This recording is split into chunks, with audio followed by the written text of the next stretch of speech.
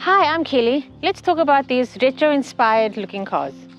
This is my Fiat 500X. I wanted a retro vehicle. I was leaning towards the Fiat 500, but I wanted something cute but also practical and functional. So the X version was the one for me.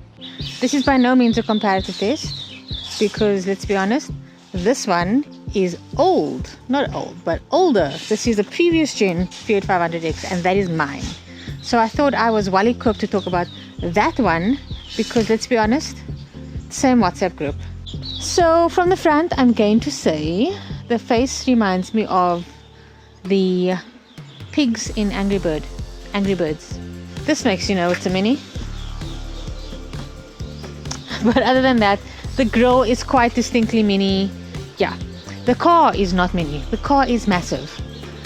If you look at my car, not quite as big as that one, but I like it. I like all the space, which we'll take a look at shortly. I like the practicality of this vehicle. This is definitely for someone who wants a Mini but wants the practicality of a vehicle that has more than 2 doors and can maybe put a bike rack on, hit the trails. Look at the light show. Let me get closer. Look at the lights. It's like the symphony of fire, but digitally. It's a Union Jack, clearly. The British roots of the Mini cannot be denied. They will not let you forget it because the entire light is a Union Jack. They can jack with that. That's very rude. Let's have a quick look at the interior. We won't be going for a drive quite yet, but let's have a quick look at the interior. This is interesting to me. I don't know who Nicholas David is.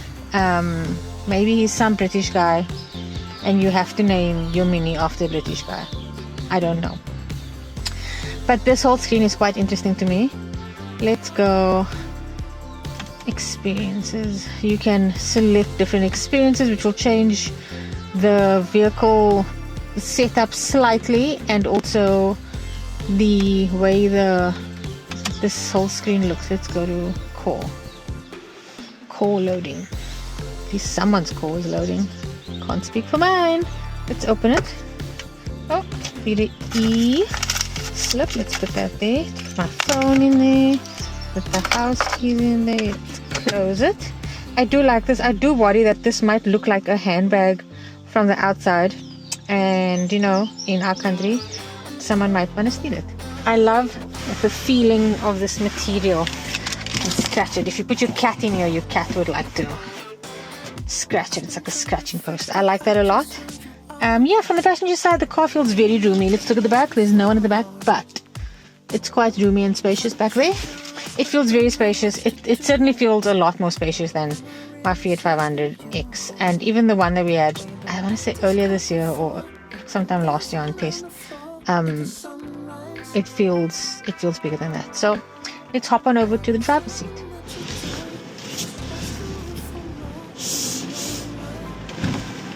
So this is my first official driving experience with the new Countryman. I mean, I'm literally just a few couple of kilometers away from home. If not meters, not even kilometers. But I can tell you that from the driver's seat already, I don't like this. I don't like the thickness of the steering wheel. My hands are small.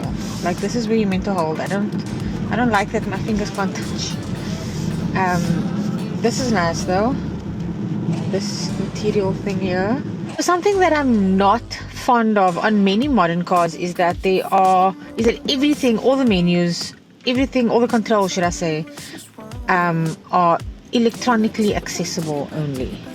Like here, as an example, it's for the engine, the gears.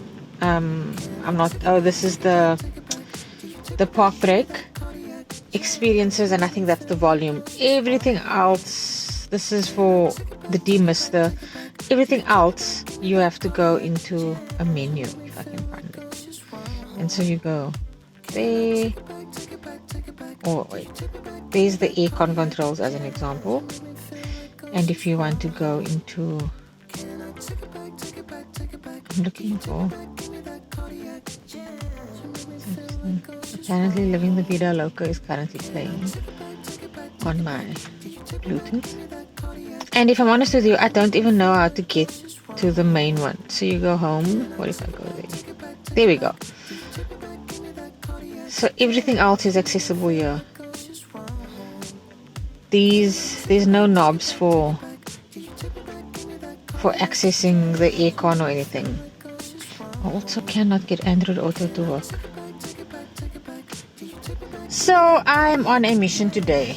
It's not a car mission, it's a work mission, but it will require a lot out of this Countryman. I'm about to load banners, all the marketing material you can think of into the boot of this car. Let's see how it goes. Thank you so much.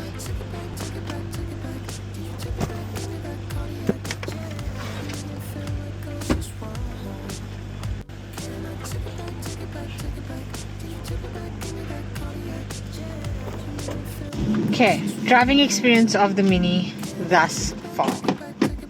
I have enjoyed it. I have thoroughly enjoyed it. It's a quick little thing. Let's go this way.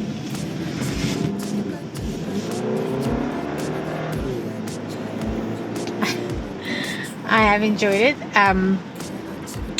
I used it for the day today to cart banners and marketing things, and the boot space was plenty. It couldn't hold all the banners I had, but I did have an excessive amount of that. And yeah, I think overall, when I compare it with my car especially, it is the biggest thing that stands out for me is the sheer size of it. It is massive when compared to my car. Also, how tech forward it is in here.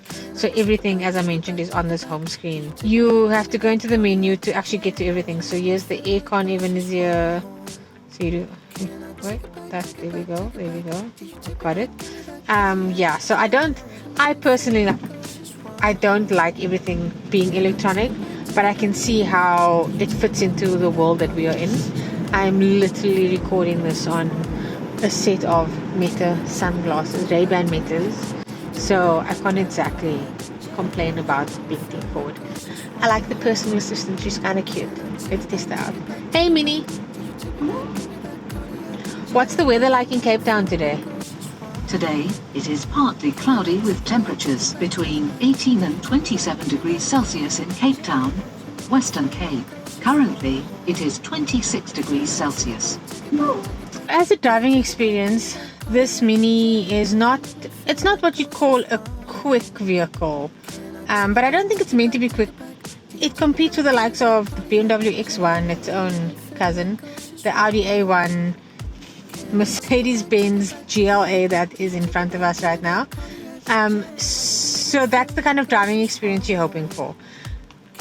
It feels refined, it feels well put together. You're not going to get a Mini Cooper S kind of fun out of it. That's how I do fun. But it feels fun and quirky enough. If you are shopping in this category, let's be honest, there are many Chinese SUVs and crossovers that will most likely be a lot cheaper than this. But I feel like a Mini audience is quite a niche audience, and if someone wants a Mini, they want a Mini. They are going to get a Mini. So I think anyone looking for a Mini that wants more space, nice refinement, the ability to have a fun driving experience while also having the practicality of a regular car, I do think that this Countryman is a good option if you can afford it. In a few years' time, when I want to upgrade my Fiat 500X, will I be persuaded to buy a Mini Countryman? Perhaps. I like the new tech and the feeling of modernness on the new Countryman. My car being a good couple of years old, it doesn't have that. But also, I like it over its predecessor. But I do wonder if all the little gimmicks, the massive round screen in the car, all those quirky little mini things is a bit too much for me. But I do think that if you are shopping in the cutesy, come quirky, come practical, retro-ish vehicle range, that's the new range I just made up now, then I do think the Countryman is worth considering. I think if you are a mini person, if that is your personality, and you're looking for something with more than 2 doors that you can take to the trails if you have a bike, or any trails, the running trails even, I do think the Countryman is worth a look and that you would like it as a mini person. If you are a person that likes retro style cars that are modern, the Countryman is worth the look.